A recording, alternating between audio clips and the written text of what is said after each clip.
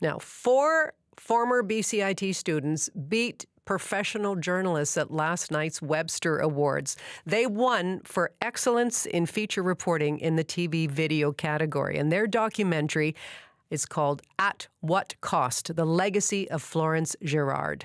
It exposes the gaps in BC's disability care system.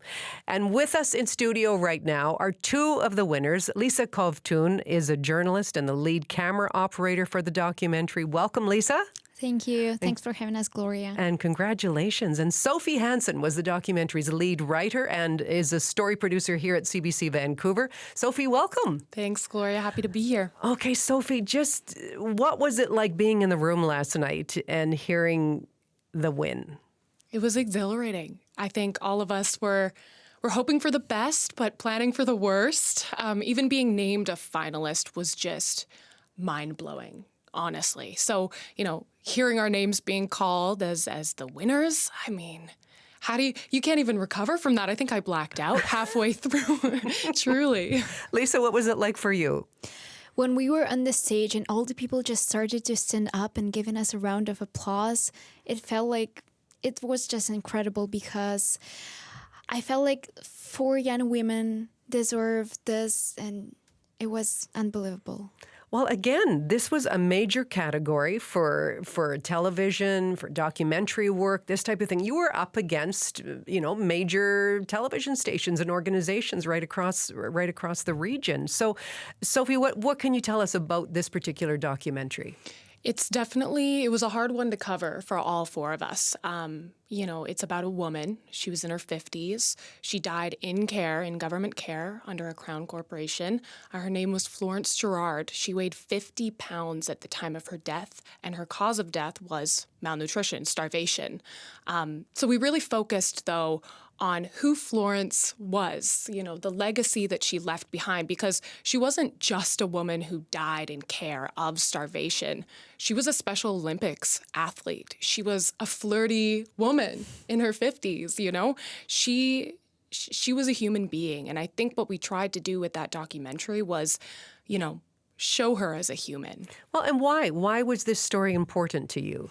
To me, I'm engulfed in the disability community. My sister, she has intellectual disabilities and developmental disabilities. So, I'm around people with disabilities all the time. And I kept hearing this name, Florence Girard. And then finally, my family and I, we sat and we discussed what had happened to her and who she was. And it was just mind-blowing.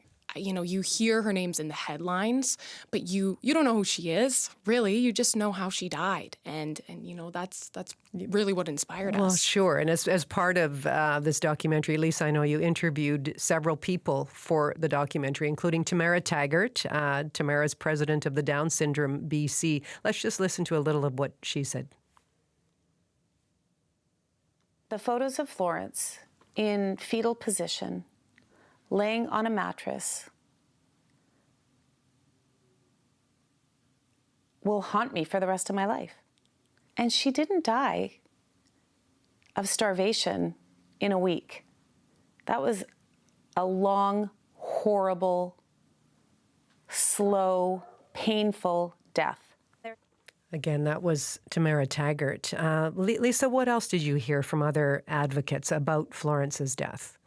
First of all, I want to say you think that you can be prepared to hear those words and you think that you can be prepared to see those photos, but in the reality, you're never prepared to see that. And after we saw the photos of Florence, I think our night that day was not the best night we had for 4 of us. And all other advocates, it's extremely sad for all the community and everyone just trying to advocate for change, a bigger change, not just paperwork, something that would really help future. Right. Sophie, maybe you can pick up on that in terms of what else there is to tell about this story. I mean, Florence isn't going to be the last person, unfortunately, that we hear cases like this. She wasn't the last person, and we continue to hear stories. I mean, when we released the documentary on YouTube, the amount of people that reached out to us, sharing their stories, even if it wasn't as severe as Florence, they're still dealing with this, and there really isn't an outlet for people to share what's going on with their families, their loved ones. And so I think, everybody knows somebody who loves somebody with a disability.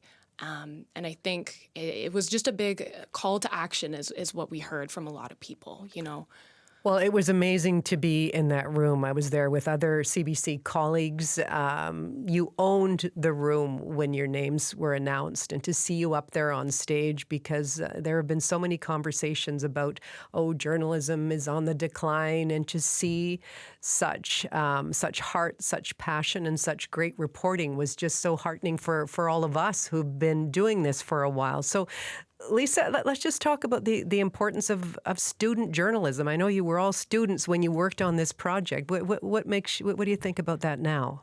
We worked so hard. Our two other group mates, they were not able to be here today because of the travel conditions, but we spent late nights all together editing, and it was just a full week of production. And it was unbelievable. The student journalism, it's so important because the young voices, each of us has something inside that we want to share with the world and to share the stories of other people. And I feel like journalists are those people who need to be a voice of those who can't. Florence, for example, she couldn't, and we became a voice of her. Yeah, and Sophie, again, listening, because you were one of the last awards to be awarded of the evening. So you heard speeches.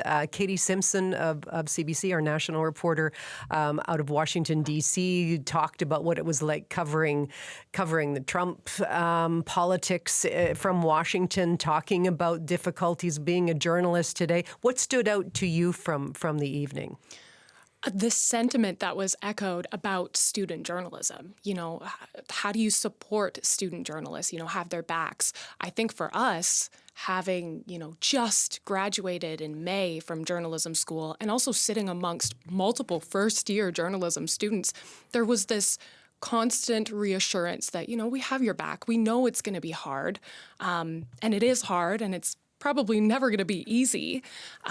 But, there are people there that support you. And I think the biggest takeaway, and we talked about it afterwards, was just this sentiment that was echoed all night from these people that we've looked up to for, years about how to support student journalists. Right. And the other two women that were in your group, what were their names? Emily and Lauren. Emily and Lauren, who couldn't be here today. They're heading back to some journalism jobs in the BC Interior. Yes, they are. They're off and running. They're off and running. Well, it's such a pleasure to have you here. Congratulations again. And you must do your class very, very proud seeing you up there on the stage. Congratulations. Thank you so much. Sophie Hansen and Lisa Kovtun. They're two of the former BCIT students who won at the Webster Awards last night for their documentary, At What Cost? The Legacy of Florence Girard.